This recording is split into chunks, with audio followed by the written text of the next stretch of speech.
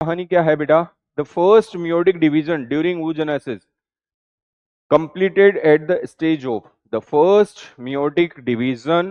पहला जो meiotic division होगा ड्यूरिंग oogenesis में completed at the stage of, वो किस स्टेज में जो है वो होगा? तो अगर हम बात करें बेटा कि जो आप प्रोसेस पढ़ते हो पूरा का पूरा oogenesis का जो प्रोसेस पढ़ते हो, एक बार चलो मैं oogenesis का प्रोसेस आपको बता देता हूं क्योंकि इस तरह के क्वेश्चंस बार बार अभी आएंगे। oogenesis में क्या होता है बेटा? oogenesis के अंदर ये लीजिए, oogenesis के अंदर क्या होगा कि oogenesis में टू एंड सेल होती है इस तरह की। ये क्या है? या तो इनको पीजीसी बोल दो। आप कहोगे सर पीजीसी क्या है? पीजीसी है primordial germ cell. Primordial germ cell जो है, प्रीमोडियल या प्राइमोडियल जर्म सेल आप बोलते हो। और ये जो है प्राइमोडियल जो जर्म सेल्स होती हैं बेटा, ये जर्म सेल्स के अंदर जो है वो डिवीजन होता है। और डिवीजन होता है, कौन सा डिवीजन? माइटोसिस होता है। और माइटोसिस अगर होता है तो हम ये कहते हैं माइटोसिस से जो है वो क्या बनता है? रिपीटेड माइटोसिस होता है, बार बार होता है। और उससे सिमिलर सेल बनती है माइटोसिस से, जिनको आप ऊगोनिया बोलते हो। इनको बोलते हो आप ऊगोनिया। तो आप कहोगे सर एनसीईआरटी तो कहानी ऊगोनिया से शुरू करती है, यहां से नहीं करती है। कोई बात नहीं, आप ऊगोनिया से शुरू कर दो, क्योंकि माइटोसिस रिपीटेड होता है, बार बार होता है, इसलिए ऊगोनिया मल्टीपल बनती है, बहुत सारी बनती है। फिर आप डिवाइड करा दो इनको, तो ऊगोनिया बहुत सारी बनती है। ये ऊगोनिया बहुत सारी बनती है, मल्टीप्लीकेशन फेज बोलते हो आप इसको। आप बोलते हो कि मल्टीपल ऊगोनिया बनती है, मल्टीप्लीकेशन फेज आप इसको बोलते हो बेटा जी। मल्टीप्लीकेशन फेज जो है आप इसको बोलते हैं, first phase is multiplication phase. फिर उगोनिया क्या करती है कि ये ग्रोथ करती है, और ग्रोथ करके साइज में बड़ी हो जाती है। और अभी भी कैसी है? डिप्लॉयड है, ऐसी हो गई, बड़ी हो गई। अब इसको प्राइमरी कहो। प्राइमरी जो है oocyte, इसको आप बोलते हो प्राइमरी oocyte बोलते हो बेटा जी। अब ये जो प्राइमरी oocyte बनी, ग्रोथ के बाद बनी है, तो इसको हम ग्रोथ फेज बोलते हैं। हम इसको बोलते हैं ग्रोथ फेज, इसको बोलते हैं ग्रोथ फेज।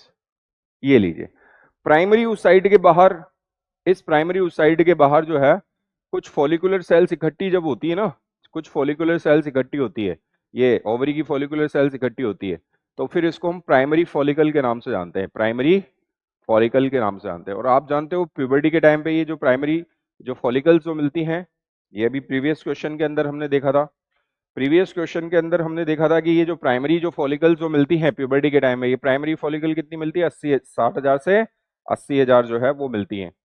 तो हम ये कहेंगे बेटा कि इसका मतलब ये है कि ये जो है, ये ज्यादातर जो कहानी है, ये ज्यादातर इसकी जो कहानी है, इसकी मल्टीप्लिकेशन फेज और ये सब जो है वो कब हो जाएगा? During embryonic stage. ये तो काम हो जाएगा during embryonic stage, during embryonic stage.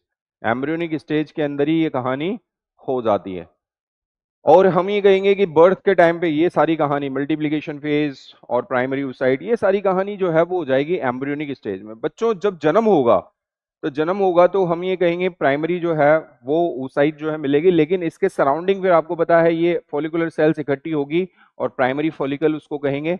तो ये बर्थ के टाइम पे ज्यादा मिलती है, लेकिन प्यूबर्टी के टाइम पे जो है इनका नंबर्स कम हो जाते हैं। तो हमने प्रीवियस क्वेश्चन में देखा था कि प्राइमरी फॉलिकल्स के नंबर कम हो जाते हैं, वो डीजनरेट हो गए, उनके नंबर कम हो जाते हैं। तो वो चीजें भी हमने देखी पहले वाले क्वेश्चन में। अभी तो हम क्या करें? अभी तो हम ये करें कि भाई इसके अंदर होगा मियोसिस वन, मियोसिस वन होगा। क्लास में पढ़ते हो बेटा, बहुत डिटेल से जो है हम इसको पढ़ते हैं, आपको पता होगा।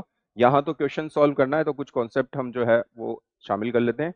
मियोसिस फर्स्ट को आप रिडक्शनल डिवीजन बोलते हो, रिडक्शनल डिवीजन। रिडक्शनल जो है वो डिवीजन बोलते हो। रिडक्शनल डिवीजन जो होता है उसमें नंबर ऑफ क्रोमोसोम हाफ हो जाते हैं, रिड्यूस हो जाते हैं। तो डिप्लॉइड सेल हैप्लॉइड सेल में बदल जाती है एन। बेटा इधर निकलती है पोलर बॉडी, क्यों? क्योंकि ओवा जो होता है, ओवम जो होता है वो एक ही बनाना है, एक ही बनता है। तो हम ये कहेंगे इधर जो निकली है सारा साइटोप्लाज्म इधर चला गया, और ये बन गई है सेकेंडरी oocyte बन गई है बेटा।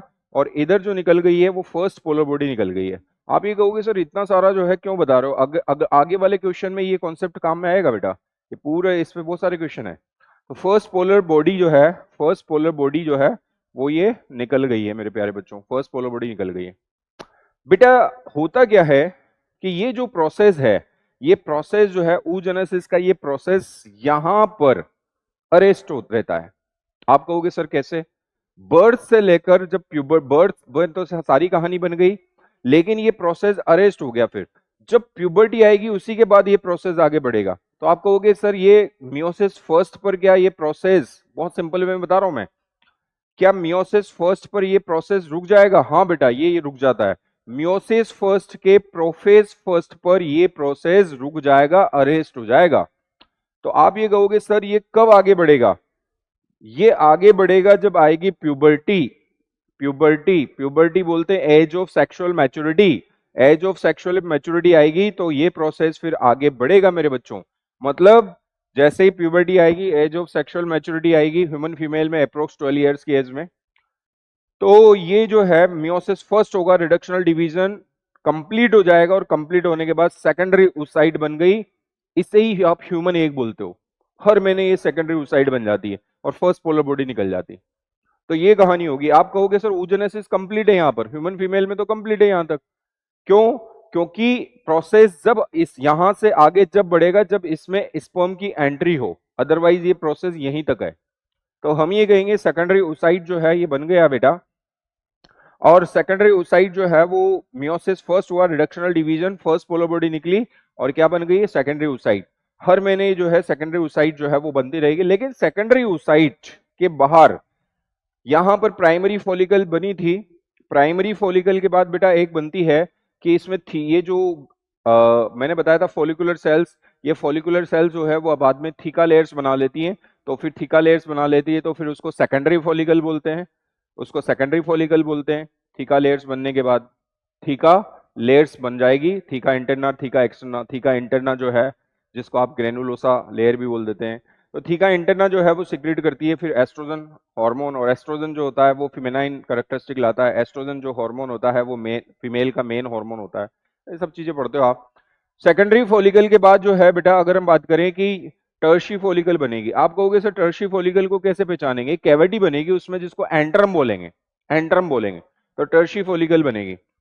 टर्शी फॉलिकल जो होता है, टर्शी फॉलिकल के अंदर जो है वो कैविटी बनेगी, मैंने बताया, और वो एंट्रम। ये जो टर्शी फॉलिकल है एक्चुअल में इस टर्शी फॉलिकल, ये टर्शी फॉलिकल जो होती है इसमें बैठी रहती है कौन? इसके अंदर जो है टर्शी फॉलिकल के अंदर अभी भी प्राइमरी oocyte ही बैठी रहती है। फिर हम ये कहें टर्शी फॉलिकल के अंदर अगर प्राइमरी जो है वो oocyte, प्राइमरी oocyte ही अगर अंदर बैठी हुई है, तो यहां पर जो है इसका जो है वो होता है एक्चुअल में क्या, इसके अंदर जो है रिडक्शनल डिवीजन। और इसके अंदर अगर रिडक्शनल डिवीजन होता है ये, तो हम ये कहते हैं कि रिडक्शनल डिवीजन। देखो फॉलिकल, oocyte और फॉलिकल में क्या डिफरेंस है? oocyte वो है जो मेन सेल है वो तो oocyte, उसके बाहर कुछ स्ट्रक्चर्स बन जाते हैं, इस वजह से फॉलिकल्स बोलते हैं, पहले प्राइमरी, सेकेंडरी, टर्शी। तो आप ये कहोगे सर इसके बीच में ये सारा चीजें हो रही है। हाँ बेटा, इसके बीच में ये सारी चीजें हो रही है, प्राइमरी, सेकेंडरी, टर्शी फॉलिकल बन रही है। फिर आप बोलोगे सर ग्राफियन फॉलिकल क्या होती है? ग्राफियन फॉलिकल ऐसे होती है कि टर्शी फॉलिकल में ही होता है ये मियोसिस फर्स्ट, एम फर्स्ट होता है, और ये मियोसिस फर्स्ट जो है उसके अंदर होता है। तो हम ये कहेंगे कि वहां पर ये जो फर्स्ट पोलर बॉडी निकाल रहे हैं हम, तो ये फर्स्ट पीबी निकल जाएगी, फर्स्ट पोलर बॉडी निकल जाएगी। और अगर हम बात करें कि इधर क्या बन जाएगी, ये सेकेंडरी, अंदर तो सेकेंडरी oocyte बन जाएगी और बाहर जो लेयर्स होती हैं वो वैसे के वैसे ही जो है बहुत सारी लेयर्स होंगी। तो स्ट्रक्चर को हम पूरे स्ट्रक्चर को बहुत सारी लेयर्स बन जाएगी, तो पूरे स्ट्रक्चर को हम फिर क्या बोलेंगे? पूरे स्ट्रक्चर को हम बोलेंगे बेटा ग्राफियन फॉलिकल। ग्राफियन फॉलिकल, अगर हम बात करें ग्राफियन फॉलिकल को किसने डिस्कवर किया था? साइंटिस्ट ग्राफ ने जो है वो डिस्कवर किया था, और ग्राफ ने डिस्कवर किया था तो इसको ग्राफियन फॉलिकल बोलते हैं। मतलब ग्राफियन फॉलिकल के अंदर सेकेंडरी oocyte बैठी रहती है, ये वाली सेकेंडरी oocyte इसके अंदर बैठी हुई है। आप ये कहोगे सर इतनी कहानी बनेगी? हाँ बेटा कहानी तो बनती है। oogenesis, ओवरी की स्ट्रक्चर देखते हैं तो ये सारी कहानी आती है वहां पर। तो हम ये कहेंगे सेकेंडरी जो oocyte है, ये सेकेंडरी oocyte है अंदर जो बैठी हुई है बेटा, सेकेंडरी oocyte। इस सेकेंडरी oocyte को ही आप ह्यूमन एग बोलते हो, इसी को आप बोलते हो ह्यूमन एग। आप कहोगे सर ग्राफियन फॉलिकल को रप्चर करके ये ह्यूमन एग कैसे बाहर आएगा, सेकेंडरी oocyte कैसे बाहर आएगी? अरे बेटा एलएच, देखो फॉलिकल के डेवलपमेंट में तो पिट्यूटरी हार्मोन काम में आता है, एफएसएच, इनके डेवलपमेंट में तो काम में आता है FSH, follicle stimulating hormone. But इस ग्राफियन फॉलिकल को एक हार्मोन ऐसा है जो कहेगा अरे ओ ग्राफियन फॉलिकल फट जाना प्लीज, फट जा। तो इसको रप्चर करने वाला, एक हार्मोन होता है, इसको बोलते हैं एलएच। तो एलएच जो है वो क्या करेगा? एलएच जो है इसको रप्चर करेगा बेटा, और एलएच जैसे ही इसको रप्चर करेगा, एलएच ने ये काम किया, एलएच ने इसको तोड़ दिया, तो ये हो गया ओवुलेशन। ओवुलेशन कि ग्राफियन फॉलिकल को रप्चर करके सेकेंडरी ओसाइट बाहर आ गई, और सेकेंडरी ओसाइट बाहर आ गई तो ये जो है बेटा, मैं सारा मिक्स इसलिए बता रहा हूं आपको कि ये सारे कॉन्सेप्ट आपको अगले जितने भी क्वेश्चंस हैं वहां पर काम में आएंगे। हम ये कहें कि ये जो है एलएच ने इसको तोड़ा ग्राफियन फॉलिकल को, उसमें से कौन निकली? सेकेंडरी ओसाइट, और ये ओवरी से बाहर आ गई सेकेंडरी ओसाइट। इसे ही ह्यूमन एग ओवा बोलते हैं। आप ये कहोगे सर ये काम हर महीने होता है। हाँ बेटा, हर महीने ये काम होता है, हर महीने सेकेंडरी ओसाइट बनती है, इसे ही ह्यूमन एग बोल सकते हो आप। और ये हर महीने जो है वो एक बार एक ओवरी में, दूसरी बार दूसरी ओवरी से, एक महीने में एक ओवरी से, दूसरी बार दूसरी ओवरी से ये सेकेंडरी ओसाइट ऐसे ग्राफियन फॉलिकल को तोड़ तोड़ के बाहर निकलती जाएगी। बेटा इसका इनकेस फर्टिलाइजेशन नहीं हुआ तो ये रप्चर होके बाहर चली जाएगी।